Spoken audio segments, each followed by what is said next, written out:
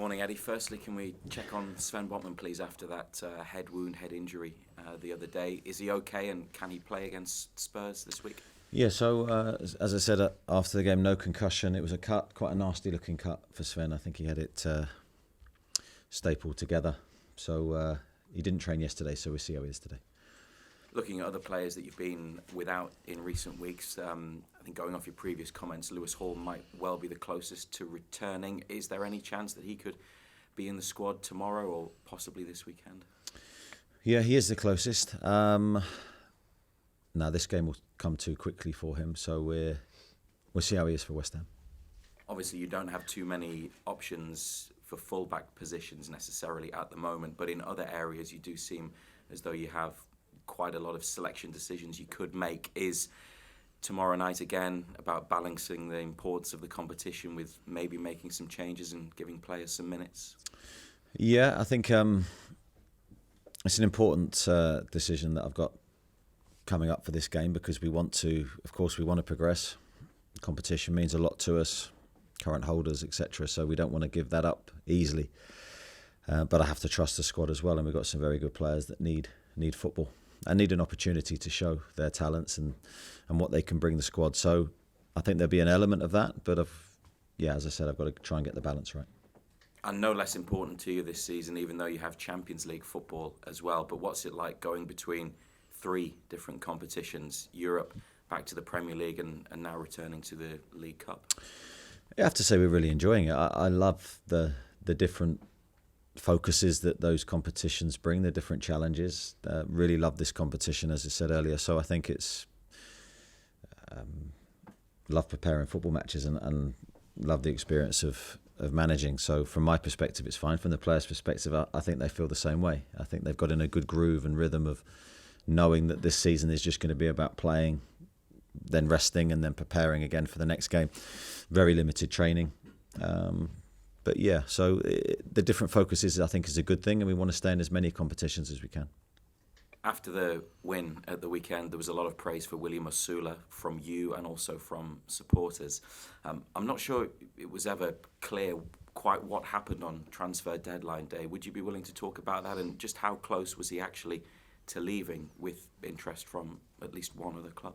Yeah, I think it was well documented. It was quite close for him, that he could have left in a variety of ways, whether that was loan, which was always our preference, because I think from our view we wanted Will to play. We wanted him to continue his development, which he did brilliantly last year, because I think he committed to a path of limited game time but big training time. A lot of work with, as I said after the game, Graham Jones, a lot of reviewing his performances, then a lot of putting work into action, and the next step for me was for him to try and play regularly. So that was the aim, and especially with us bringing 2 strikers in, the thought was that he could continue that development best in on the football pitch. Obviously it didn't happen, and much to our relief it didn't happen, because obviously Johan picked up an injury, and Will's vitally important. We believe in his talents. He's got his speed. I think you could see that when he came on the pitch the other day. I mean, he's quick, he's athletic, but also I think what he's added is just through the continued attitude he's added to his training, a lot now of better know-how now, in terms of how to manage game situations, and he's benefited from that, and he's coming on the pitch looking like the complete package. Thank you. Thanks, Fraser. Keith? Eddie, do you think that I was going to say the goal, it wasn't his goal, but he obviously got a lot of the plaudits for it. Do you think that can be a bit of a launch pad for Will moving forward? I hope so. I think every time he's come on the pitch this season, he's performed, and I think that's given them further belief for the next appearance. As I said, he's nursing an ankle injury, which again, I think he's showing real maturity. I don't know if he could have necessarily done it in the way that he's managed it this season, last year. So he's limited training time. He's not little things, it's a big thing. He's not finishing at the moment in training because his ankle's too sore. So we're having to navigate through that while keeping him available, because that's his big wish, is to continue to help the team. What's he like behind the scenes? Because we see a lot of his social media activity. He seems a lively character, and he seems like he kind of gets everyone going at times. Yeah, I'm not party to them. I haven't seen them, so you might be able to tell me a bit more. I think the Will that I know is that great personality, a real zest for life, always laughing, joking, popular in the dressing room. Certainly got very close friendships. But I think what's changed probably more this year than last is he's very serious about his work. So when it's work time, he puts on a different face and is very serious about his development and about his game, which I think's been a positive, slight change. I think he was positive, serious last year, but I think we've seen a more mature Will this year with his work, and I think he's benefited from that. When you look back at this competition over the last 3 years, it's been emotional for you, I suppose, in all different ways, getting to the final and losing, and then of course the Chelsea defeat on penalties. I know it hurt you at the time, and then winning it last year, it's brought you a lot of different emotions since you arrived at the club, hasn't it? Yeah, a lot of great experiences this competition for us. As you say, the final was an amazing thing. Still remember vivid memories from that day before the game, and then obviously the emotions after the game were mainly negative, because I felt we left a little bit on the pitch that day. The Chelsea defeat was still painful for me because I felt we had a real chance to win that competition that year. But we put it right and did really well last year. A lot of challenging games. I mean, you look back at our fixture list to get to the final. I always say this, it wasn't by luck that we won that competition. We had to beat Chelsea in the early rounds, and that was a tough game, and so on. And of course, Arsenal in the semi-final. So yeah, a lot of great experiences for us, which I think's helped us as a team, helped us grow. And I wonder what sort of appetite last year's given you. The celebrations, the open top bus tour, the scenes on the town we were afterwards. What sort of appetite is that giving you to go and do it again and defend it? Yeah, I think there's a real resolve around the squad to try and do that. But I think when we go back through all the experience we've had in the competition, you realise that the early rounds, and we're still in the early rounds this year, are so important. And I know it's a cliche because it's a knockout competition, of course they are, but finding a way to get through. And we did that several times in really difficult games where it could have gone either way. A couple of penalty shootouts in there, which fell our way. So however we do it, it's just about getting your name in the hat for the next round. And this will be a really tough game tomorrow. We're up against a very good team. We're in good form away from home. So I think this is a bigger challenge as we've had. Thank you. Adam? Hi, Eddie. This will be the fourth Spurs manager you faced in your 4 years with Newcastle. Do you prefer kind of the build-up of facing a new managerial opponent every time, or do you like the rivalry kind of build-up with someone like Guardiola or Arteta? I don't really think about it, to be honest. I think it's you're playing the team. You're not necessarily playing against the manager. I understand the question because I think with certain managers you get a repetition of how they play and you sort of understand what they're trying to do. But we've come up against Thomas's teams a lot historically with Brentford. I think he's made a really positive start to life at Tottenham, and you can see his imprint on the team already, whether that be set plays have been very successful. Open play, they've got a lot of things that they do that were similar to Brentford. So I think, a good game for us, a really tough game, but one we look forward to. You mentioned your rivalry with Thomas Frank. You've only lost to him once in 7 games. What have you come to expect from him tactically? Tactically, very interesting, very versatile coach. He'll build up in lots of different ways. Very aggressive off the ball, I'd say, predominantly. They have their different ways of trying to make that happen in the game and set plays. I think they're very, very well organised ultimately, and I think set plays is probably the biggest guider of that. When you watch a team, everyone knows their roles. They're very efficient both for and against. Credit to him and his coaching staff for what they're doing. Thanks, Alan. Damien? Hi, Eddie. Just going back to Osula, when we talk amongst ourselves about the impact he's had in his cameos, one of the words that comes up in a positive sense all the time is chaos. Do you think he brings a bit of chaos when he comes on with his pace and his power and the way he plays? Yeah, I think sometimes that's a real weapon for a striker to have. Chaos is, I don't know if I'd necessarily describe it at that, but it's all energy, it's all action. And I think that was the big difference he made against Fulham for us. He was, I think his first couple of actions, he sort of jumped from player to player, initiating the press. We've then backed him up, and it's got the crowd involved. It's changed the energy on the pitch, and it's created a positive outcome for us. So we encourage him to do that. He's got all the physical attributes to do it, and I think, he's an incredible athlete. Something we can work on him more is, obviously he's doing cameos at the moment. We'd love him to be able to sustain that for longer, which is very difficult, but he's got the physical capabilities of delivering that, I think. And just on Nick, at the weekend he seemed to get quite frustrated that he looked like he was being wrestled all over the place and not getting free kicks. Do you think because of his physical size that he's perhaps not getting a fair, fair go from referees? I think there was one or two looking at the weekend that I think were fouls that weren't given. Yeah, I think that's fair to say, and I think Nick felt the same way. But I think Nick's going to have to come up with all sorts of different challenges from defenders, however they see best to defend against him. Some might go aggressive, some might go a little bit more withdrawn, but he needs to find a solution to figure out how best to play against that, and we'll help him with that. So I think he's going to face a lot of different challenges this season because it's all new to him.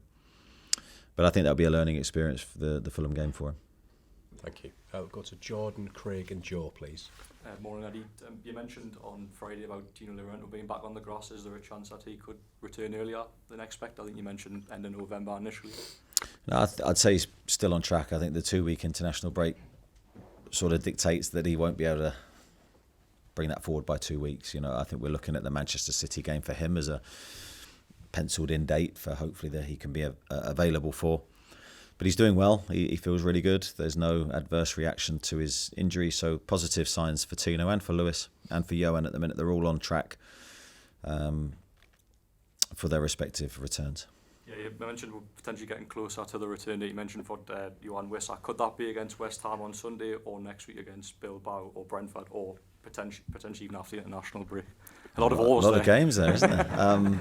Just thought I'd name them. You've named them all. I don't know. It's very difficult for me to give a sort of a game for Johan. Johan's in a different boat to the other two because he's coming from further back fitness-wise. He's been out longer. Lewis's return will be quite, touch wood, will be quite quick, in the sense that once he's fit and available, he'll be back involved with the group. Same with Tino, really. Johan, he's still on track, but we need to make sure that he's gone through sort of a mini pre-season with us as well. Thank you. Greg? Morning, Eddie. I just want to take you inside the debate I had with a couple of Newcastle fans yesterday, and then it started again in here this morning. We just want sort of your take on it. It was with regards to 3 home fixtures you had and the importance of them compared to each other. You've had a Champions League, a Premier League and a Carabao Cup. Now my take was that the one tomorrow night is the most important because you've got the memory of what happened last season, and there's something about the timing of the Carabao Cup in the fixture calendar that can almost fuel a season, whereas you've got more time to recover from Premier League. Now, I know you will say that, they're all as important as each other, but can you just take us into that debate as a coach, Champions League versus Premier League versus Carabao Cup, in terms of how you perhaps do rate them with regards importance or what they can do for a season? I'm sure it was a fascinating debate that you had. I'd love to have been part of that one. Yeah, I think it's a difficult one to prioritise games or to think that one's more important than the other. I think, we recognise the importance of this game. And we have done, historically, when you go back, as I say, the Chelsea game always sticks in my mind because it's a similar type of game to this one. Really tough match. I thought we played with a great attitude that night, and the attitude carried us through to the next round. And obviously what happened afterwards was that result was really significant to me. But you go back to the Premier League games, every Premier League game we're having at the moment is of huge importance because we're coming from further back than we want to. The Champions League, you can't miss a game, because if you miss a game in that competition before you blink, you can leave yourself too much to do. So you can see where I'm going with it. They all take equal importance, and now the next game that's in our eye line, that takes priority over everything. Thank you for entering the debate. Pleasure. With regards to Carabao Cup versus the FA Cup as well, is there something about the Carabao Cup that it does feel more important in the context of a season? The FA Cup comes a little bit later, the final is after the season's finished. there's something about the Carabao Cup that does benefit from its place in the calendar. Do you feel that with regard to its impact on a season compared to the FA Cup? I think the timing is unique. So, as you say, the FA Cup is staggered later on in the season, and I think depending on how your season's going, the feel of that competition is different. I think because this is so early in the season, there's a fresh energy to it, and you're trying to build momentum in your season in that moment. So these rounds are important to boost everyone's feeling and energy as you enter the season. The FA Cup is something we want to do better in. We haven't done well enough in recent seasons, so that is a target for us too. Thank you. Joe? Hi Eddie, you've beaten 5 of the so-called Big 6 clubs in this competition over the last 3 years. How much does that say to the talent in your squad and their ability to step up at the big moments and the big matches? Yeah, we've stepped up really well in this competition.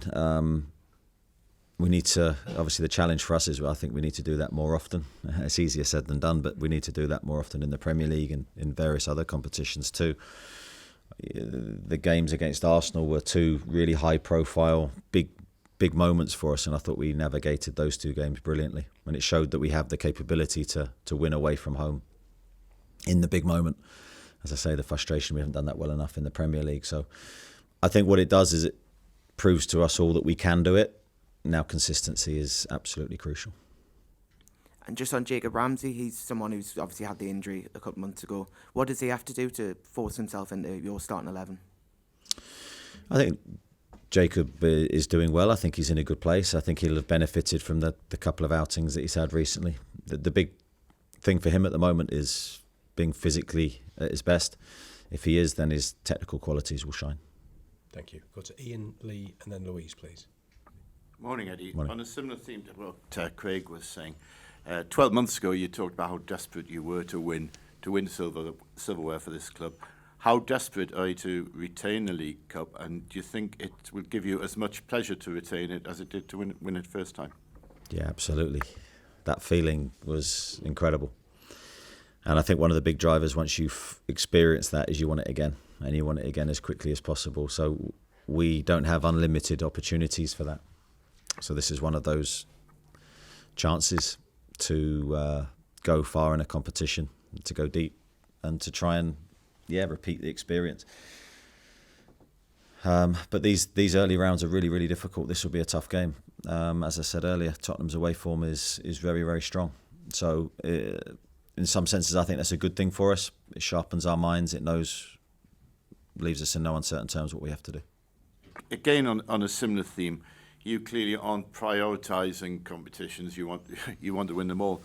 There will be many managers, possibly even Thomas Frank, who is battling on 4 fronts like yourselves. They might be prioritising competitions with the League Cup maybe 4th in the pecking order. Do you think that might give Newcastle an advantage over their opponents?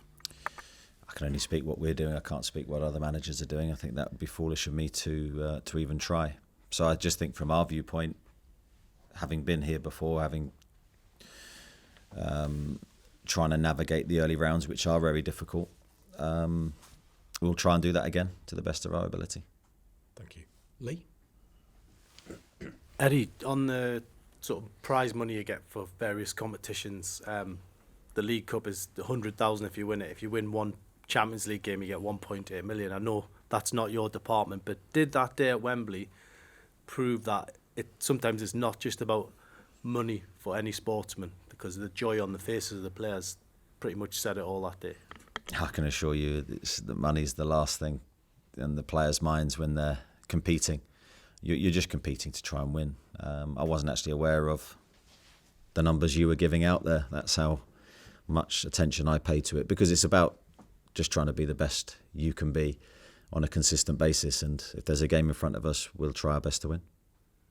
And going back to the start of your time as manager, there's a Matt Ritchie interviewing in The Guardian talking about the day you came in and started talking about cups. At this club, the cups pretty much were dismissed by the previous ownership. Are you surprised that that approach was ever taken? I know Premier League survival used to be the thing, but again, with a sporting head on, going out of a competition would never do anything for morale, would it? Yeah, it's very difficult for me to comment on what happened before I got here, and I won't even begin to try. Nice to hear Matt Ritchie's name pop up. I mean, what an unbelievable servant to this football club that he was. And he's someone that used to create culture, and I think these games that we're going into tomorrow are all about your culture and your will to win from your squad. So if we can harness a bit of Matt Ritchie's spirit and take that into the game, that will help us. Thank you. Louise? Morning, Eddie. How did winning the trophy last season change you as a person? I mean, do you feel more relaxed or...? I laugh because I think if anyone who knows me will go, that's certainly not the case. I'm not more relaxed. I don't think it has changed me necessarily, but I think it's maybe made the desire to win even stronger, because having gone through the experience of winning and the high that you get and seeing the joy in everyone, whether that be the players, the supporters, the owners, seeing how that united the city in the celebrations, you know, that can only make you want to experience that more. So I don't think necessarily my will to win is stronger or my will to prepare is stronger. I think that was as strong as it could be anyway, but you'd just love to go through that again. And talking of changes, your substitutions in the last two games against Benfica and Fulham have changed the game the right way. And when Sandro Tonali came on, particularly against Fulham, that seemed to really sort of alter the dynamic of the team. Did that emphasise just how very important he is? Yeah, absolutely. I always think when it's an interesting one when you talk about subs changing the game and the manager gets credit. For me, it's always about the players. If you're bringing good players on, but most importantly, they come on with good attitudes, there's a very good chance they will help your team performance. If you're bringing good players on with bad attitudes, that it won't help your performance at all. So it's all about how the players enter the pitch and what their frame of mind is. So great to see our subs come on with really good energy, knowing the seriousness of the situation that we're in, how important that moment is in our season, and they elevated our performance and got us over the line. So I was delighted with everyone. Thanks, Louise. Kieran to finish. Morning. Usually it takes players some time to settle in, even when they have a full pre-season or come from the Premier League. What do you think has been the key for Malik's start at the club? Well, yeah, I think if you ask Malik, I'd say he had to be a little bit patient at the start. You know, I think Dan and Fabi started the season very, very well in the centre-half positions, and he had a period where he had the opportunity to watch and see the Premier League and see the speed of the Premier League, which I always think is helpful before you enter it, because those early games against Aston Villa and Liverpool were probably the best example you can get of the Premier League's bite, really. And as a centre-half in particular, you can't come on cold. So I think they were useful experiences for him, and then he trained really well. I think that's always the big thing for me. If you're training well behind the scenes and not playing, you know that when that opportunity comes, you can grab it. He kept himself mentally fresh, alert and ready, and then when he's played, I think he's just been himself, and he's an outstanding talent. He's got a little bit of everything in his game, and I've been really pleased with how he started here. And given his profile, were you pleasantly surprised there wasn't even more competition for him? Yeah, to a degree. I was sort of fearful through the summer because there wasn't a long list of players that we felt were good enough to come in and have the impact that Malik has. And of course, he was playing at a top club as well, so whether he was ever going to be available was unclear.